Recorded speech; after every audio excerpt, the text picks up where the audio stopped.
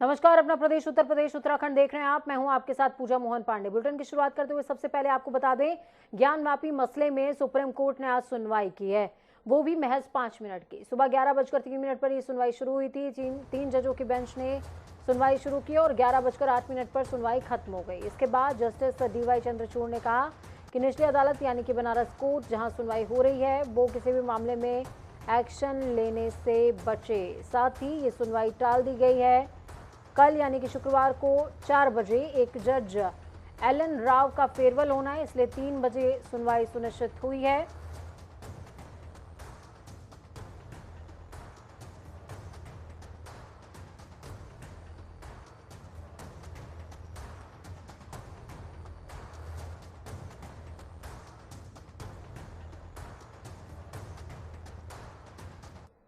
तो वहीं ज्ञानवापी मस्जिद में हुए अंतिम 3 दिन तक सर्वे की 12 पन्ने की रिपोर्ट जिला अदालत को सौंप दी गई। ये survey report special court commissioner Vishal Singh ने पेश की है। सूत्रों के मुताबिक रिपोर्ट के अंश में मस्जिद परिसर के अंदर शिवलिंग का उल्लेख मिला है। कोर्ट कमिश्नर विशाल सिंह की रिपोर्ट से जो प्राप्त विशेष अंश हैं उसके हिसाब से मस्जिद की इमारत के अंदर कई सनातन संस्कृतियों के चिन्ह भी मिले हैं।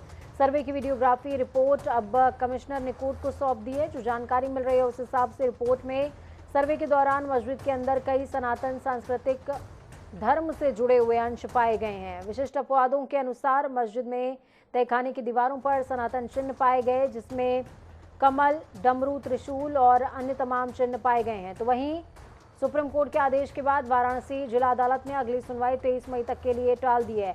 3 तस्वीरें आपकी टीवी स्क्रीन पर है। पहली रिपोर्ट आप देख पाएंगे। ये रिपोर्ट जो है वो अजय मिश्रा ने कोर्ट में पेश की थी। हालांकि पूर्व कमिश्नर हैं, उनको इस पूरी जांच से कमीशन की कार्रवाई से हटा दिया गया था, लेकिन उसके बावजूद उन्होंने अपनी रिपोर्ट दाखिल की कोर्ट में।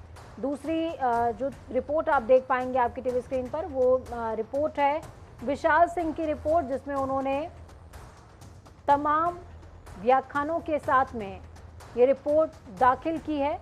इसमें तमाम चिन्हों को उल्लेखित किया गया है, शिव मंडप को उल्लेखित किया गया है, साथ में तमाम मैप्स भी दिए गए हैं और तथ्यों का हवाला भी मिलता है।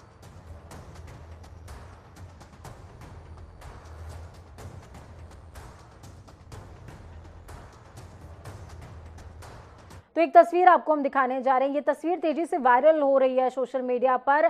पहली तस्वीर है तहखाने की, ऐसा बताया जा रही है। तस्वीर आपकी टीवी स्क्रीन पर एक्सक्लूसिव तस्वीरें हैं जो कि वायरल हो रही हैं बहुत तेजी के साथ में। बताया जा रहा है कि ये मस्जिद के अंदर तहखाने की तस्वीर है, जिसमें आप एक मगरमच्छ की आकृति को देख पाएंगे। तो अहम तस्वीर है ये, अहम तस्वीर आपको आपकी टीवी स्क्रीन पर दिखा रहे हैं, जिसमें आप देख पाएंगे कि ये तहखाने की पहली तस्वीर है जो कि वायरल हो रही है सोशल मीडिया पर।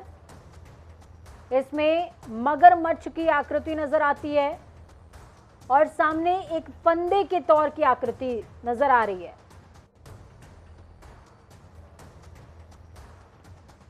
इस खबर पर ज्यादा जानकारी के लिए ग्राउंड जीरो का रुख करते हैं। धर्मेंद्र हमारे साथ में जुड़े हुए हैं। धर्मेंद्र, दोनों रिपोर्ट सामने हैं। दोनों रिपोर्ट्स हालांकि विशाल सिंह की रिपोर्ट पेश होने से पहले ही लीक हो गई और अजय मिश्रा की भी जो रिपोर्ट थी वो भी सामने आ चुकी है। दोनों ही रिपोर्टों में जो तथ्य सामने आए हैं वो साफ तौर पर इस तरफ इशारा कर रहे हैं कि तथ्य काफी सकारात्मक है और मंदिर होने के प्रमाण भी मिले हैं। देखिए पूजा, सबसे बड़ी बात बताना चाहूंगा, चूंकि जो उनकी 1.5 पेज की रिपोर्ट है वो और प्लस इनकी विशाल सिंह की जो 12 पेज की रिपोर्ट है, ये दोनों रिपोर्ट कहीं न कहीं आपसी में जो तालमेल कहा जाता है वो तालमेल नजर आ रहा है। क्योंकि मस्जिद के प्रथम गेट पर इनकी विशाल सिंह की रिपोर्ट में मस्जिद के प्रथम गेट पर जो पहला गेट है उस पर 3 डमरू के चिन्ह निशान मिले हैं। जहां बाहर विराजमान नंदी भगवान है, अंदर वहीं कुंड मिला, उसके बीच जो है शिवलिंग स्थापित पाया गया है, जिसकी दूरी है 83 फीट 3 इंच लगभग। उत्तर पश्चिम दिशा में 15 फीट लंबा और 15 फीट चौड़ा एक तहखाना दिखा, जिसके ऊपर मलबा ढका था। वहां पड़े जो पत्थर हैं उस पर कलाकृति जो सनातन संस्कृति के वो दिखी है। हाथी के सूंड, त्रिशूल, पान और घंटियों के निशान दिखे हैं, चित्र आकृति दिखी है वहां पे। वहीं कुंड के बीचों बीच पत्थर गोल का, जिसको शिवलिंग बताया जा रहा है, वादी पक्ष द्वारा, और वहीं उसकी लगभग चौड़ाई जो है 63 सेंटीमीटर गहराई पाई गई है और पत्थर गोल आकृति के बेस में 4 फीट व्यास का है। तो कहीं न कहीं जो रिपोर्ट अजय मिश्रा ने सबमिट की है, जिसका उन्होंने जिक्र किया है कि पहला गेट उत्तर पश्चिम का उन्होंने जिक्र किया था, जो बाहरी छोर थे, जिधर श्रृंगार गौरी की बात की जा रही थी कि उत्तर पश्चिम छोर जो है उधर कमल के निशान है, त्रिशूल के निशान है और कई ऐसी आकृतियां मिली हैं जिससे कि यह स्पष्ट होता है कि मंदिर के भाग हैं, मंदिर के अवशेष हैं। और इसमें उन्होंने एक चीज और दर्शाया, विशाल सिंह ने भी वो चीज दर्शाया अपनी रिपोर्ट में और उन्होंने भी दर्शाया है कि जो मंदिर का भाग है, जो मंदिर के चारों तरफ की दिशाएं हैं, उसे साहित्यकार और इतिहासकार से भी जांच कराने की जरूरत है। उससे जो सनातन संस्कृति है 4000 5000 पुरानी वर्ष, उससे इतिहासकार और जो हमारे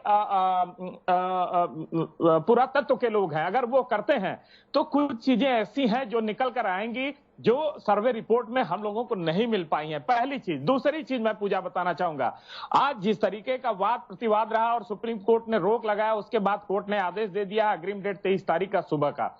तो सुबह को जो सुनवाई होनी है, पहली सुनवाई होगी जो वादी पक्ष द्वारा श्रृंगार गौरी जो मलबे की बात हो रही है, जो अन्य भाग छूट गए हैं उनके मलबे हटाकर दीवार तोड़कर जो अंदर श्रृंगार गौरी, अजय मिश्रा ने रिपोर्ट में दिखाया कि श्रृंगार गौरी जो गेट के अंदर है, जो दिख रहा है लाल भाग, लाल किस्म का पत्थर दिख रहा है, श्रृंगार गौरी का मेन मंदिर संभवतः वो हो सकता है। मतलब उन्होंने स्पष्ट ये नहीं कहा है।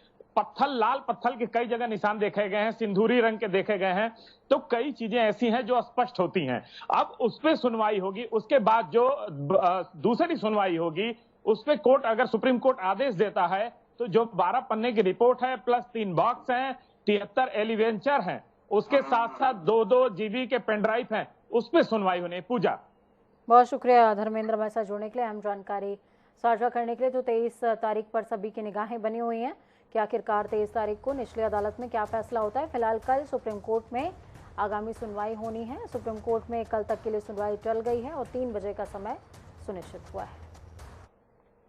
उत्तर प्रदेश विधानसभा में नवनिर्मित गैलरी का आज सीएम योगी आदित्यनाथ ने उद्घाटन किया। उद्घाटन के समय सीएम योगी के साथ डिप्टी सीएम केशव प्रसाद मौर्य, विधानसभा अध्यक्ष सतीश महाना और संसदीय कार्य मंत्री सुरेश खन्ना भी मौजूद रहे हैं। सीएम योगी ने सभी के साथ हाईटेक विधानसभा की गैलरी का जायजा लिया। डिजिटल इंडिया के तहत हाईटेक किए गए विधानसभा मंडप में हर टेबल पर टैबलेट लगाया गया है और इस टैबलेट को सदन के सदस्य पासवर्ड या फिर फिंगरप्रिंट के जरिए चालू कर सकेंगे। सदन की कार्रवाई का एजेंडा टैबलेट पर उपलब्ध होगा। प्रश्नकाल के दौरान सदस्यों की ओर से पूछे जाने वाले प्रश्न और सरकार की ओर से दिए जाने वाले उत्तर भी टैबलेट पर ही दिखाई देंगे। आपको ये भी बता दें कि विधानसभा का सत्र 23 मई को शुरू हो रहा है, जिसको लेकर आज सीएम योगी आदित्यनाथ विधान भवन पहुंचे थे। सपा के राष्ट्रीय अध्यक्ष अखिलेश यादव बुधवार शाम अयोध्या पहुंचे, जहां पर उन्होंने ज्ञानवापी मस्जिद में शिवलिंग मिलने के मुद्दे पर बड़ा बयान दिया। अखिलेश ने कहा है कि हमारे हिंदू धर्म में ये कहीं पर भी पत्थर रख दो, एक लाल झंडा रख दो, पीपल के पेड़ के नीचे तो मंदिर बन जाता है। बुलडोजर कार्रवाई केवल डराने के लिए है। ये बुलडोजर केवल धर्म, जाति और हमारे मुसलमान भाइयों को डराने के लिए है। बुलडोजर कार्रवाई बड़े लोगों के लिए नहीं है। एक समय ऐसा था कि रात के अंधेरे में मूर्तियां रख दी गई थीं। बीजेपी कुछ भी कर सकती है और कुछ भी करा सकती है। अखिलेश यादव ने पत्रकारों से बात करते हुए कहा कि भारतीय जनता पार्टी पर उन्होंने जमकर निशाना साधा है। ज्ञानवापी मस्जिद में शिवलिंग मिलने के मामले पर उन्होंने कहा कि ये कई सालों पुरानी मस्जिद है। सुप्रीम कोर्ट का भी आदेश है कि पुरानी चीज़ों को नहीं छेड़ा जा सकता, लेकिन ये बीजेपी के अदृश्य मित्र हैं जो रह रहकर सामने आते रहते हैं। उन्होंने आरोप लगाते हुए कहा कि भारतीय जनता पार्टी के लोग हिंदू मुसलमान के बीच नफरत पनपाते हैं ताकि लोग इसी में उलझे रहें। उन्होंने ये भी कहा कि जिससे महंगाई पर चर्चा ना हो। पेट्रोल, डीजल, सरसों का तेल, स्टील सब महंगे हो गए, लेकिन इस पर चर्चा ना हो, इसलिए ये सब होता है। धर्म में तो ये है, हिंदू धर्म में कहीं भी पत्थर रख दो, एक लाल झंडा रख दो, पीपल के पेड़ के नीचे मंदिर बन गया। हम क्या मानते हैं, सवाल नहीं है। हम सर्वे नहीं कर रहे हैं, ना हम सुप्रीम कोर्ट है ना हाई कोर्ट है। हम ये कह रहे हैं बीजेपी से सावधान रहिए। बीजेपी जानबूझ करके ज्ञानवापी मस्जिद का मामला इसलिए उठा रहे हैं, वो स्मोक स्क्रीन बना दी उन्होंने कि आप असली मुद्दे दिखाई नहीं दो। बड़ी बड़ी कंपनियां बिक गई। बुलडोजर केवल डराने के लिए है। ये बुलडोजर केवल दल, जाति और हमारे मुसलमान भाई को डराने के लिए बुलडोजर है। कौशल को शान और कला को पहचान दिलाता कौशल कुबेरों का कारवां ताज नगरी के शिल्पग्राम में पहुंच चुका है। देश के विभिन्न प्रांतों से आए दस्तकार शिल्पकार अपने हुनर का प्रदर्शन कर रहे हैं। 41वीं हुनर हाट की शुरुआत बुधवार को हो चुकी है। 18 से 29 मई तक आयोजित होने वाली इस हाट का आज केंद्रीय मंत्री मुख्तार अब्बास नकवी, केंद्रीय राज्य मंत्री एसपी सिंह बघेल और डिप्टी सीएम ब्रजेश पाठक ने उद्घाटन किया। उन्होंने कहा कि हुनर हाट के माध्यम से कारीगरों और शिल्पकारों को एक मंच मिलता है जिससे वो अपनी प्रतिभा को दिखा सकते हैं, निखार कर उससे रोजगार प्राप्त कर सकते हैं। आपको बता दें कि भारत सरकार के अल्पसंख्यक मंत्रालय की तरफ से 41वें हुनर हाट का आयोजन ताज नगरी में 18 से 29 मई तक आयोजित किया जा रहा है, जिसमें देश भर के 32 राज्यों के 800 से ज्यादा कामगार, कारीगर, शिल्पकार भाग ले रहे हैं। तो वहीं समाजवादी पार्टी के कद्दावर नेता रामपुर से विधायक आजम खान को आखिरकार जमानत मिल गई है। सुप्रीम कोर्ट की 3 जजों की पीठ ने गुरुवार को आजम खान को अंतरिम जमानत दे दी। यूपी के सीतापुर जेल में 27 फरवरी 2020 से वो बंद हैं और अब देश की सबसे बड़ी अदालत से राहत मिलने के बाद आजम खान 27 महीने बाद जेल से बाहर आएंगे। आपको बता दें कि साल 2017 में यूपी में योगी सरकार के आने के बाद आजम खान के खिलाफ ऐसा कानूनी शिकंजा कसा गया। आजम खान पर कुल अगर बात की जाए तो 89 मुकदमे दर्ज हो गए और 26 फरवरी 2020 को आजम खान को रामपुर में गिरफ्तार भी किया गया था, जिसके बाद 27 फरवरी 2020 से वो सीतापुर जेल में बंद है। देखिए, मैं किसी के लिए कुछ नहीं कहना चाहूँगी, जो कुछ है वो सब आप लोगों के सामने है। अच्छा, तो अभी क्या आजम खान साहब यहीं आएंगे रामपुर या आप सीतापुर जाएंगे? ये सीतापुर अगर मैं जाऊंगी भी तो आजम साहब तब भी सीधे रामपुर ही आएंगे। कोर्ट के लिए कोर्ट ने हमें इंसाफ दिया है। जिन लोगों ने हमारा साथ दिया है, घर आकर हमारी हिम्मत बढ़ाई है, उन सभी लोगों को मैं शुक्रगुजार हूँ, शुक्रिया कहना चाहूँगी।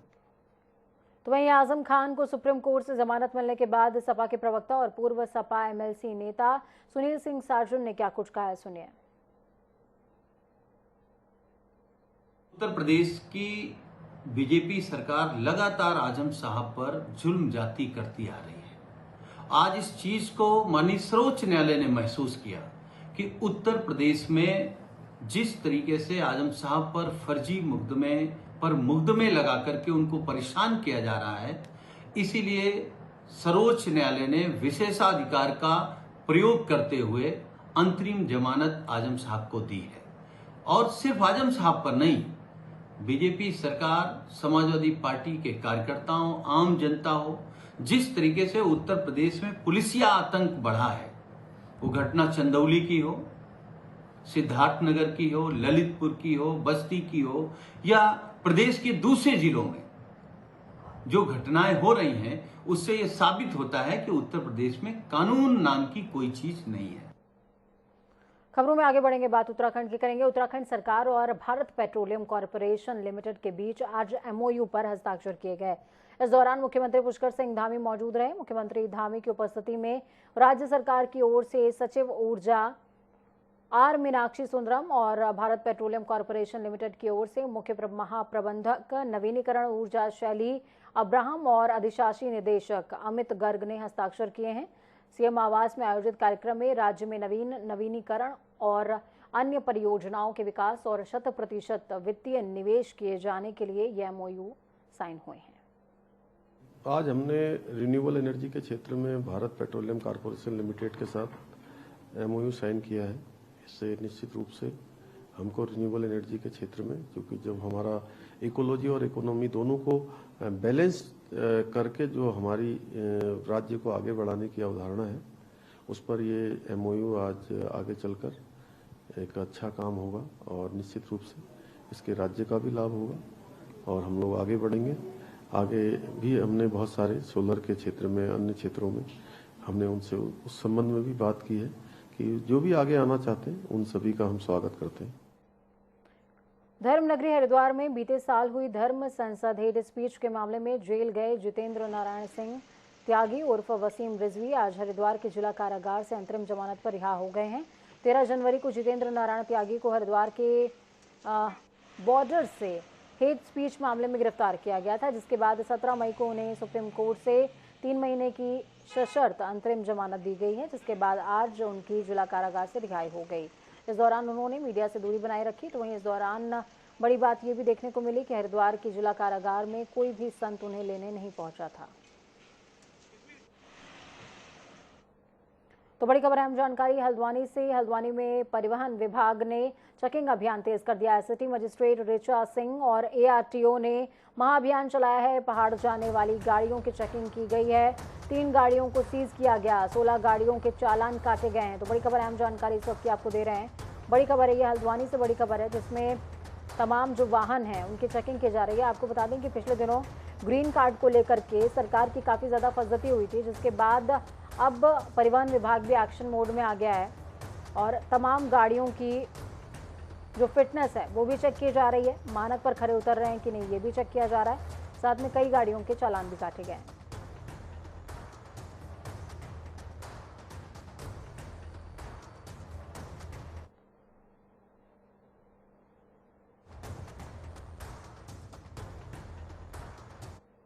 वह विश्व प्रसिद्ध जिम कॉर्बेट नेशनल पार्क आने वाले पर्यटकों के लिए अच्छी खबर है। जिम कॉर्बेट नेशनल पार्क में 12 साल तक के बच्चों का प्रवेश निःशुल्क रहेगा।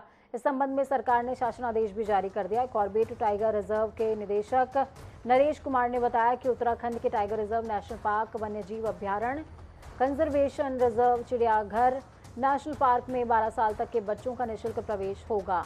मुख्यमंत्री पुष्कर सिंह धामी ने देहरादून में इसकी घोषणा की थी। आपको बता दें कि अब तक 5 साल तक के बच्चों को निःशुल्क प्रवेश दिया जाता था। 6 से 12 साल के बच्चों के लिए 25 रुपये का टिकट लगा करता था डे विजिट के लिए, किसी भी जोन में भ्रमण करने के लिए, लेकिन नाइट स्टे के लिए इसके 50 रुपये लिए जाते थे। ये माननीय मुख्यमंत्री जी द्वारा घोषणा की गई थी कि 12 साल तक के बच्चों को टाइगर रिजर्व, नेशनल पार्क, चिड़ियाघर, नेचर पार्क, इनमें निःशुल्क प्रवेश की मतलब अनुमति दी थी। तो उस संबंध में शासन आदेश जारी हुआ था और हमने भी अपना कार्यालय आदेश अपने अधीनस्थ कार्यालयों को जारी किया है कि 12 साल तक के बच्चों को कॉर्बेट टाइगर रिजर्व में निःशुल्क प्रवेश की अनुमति।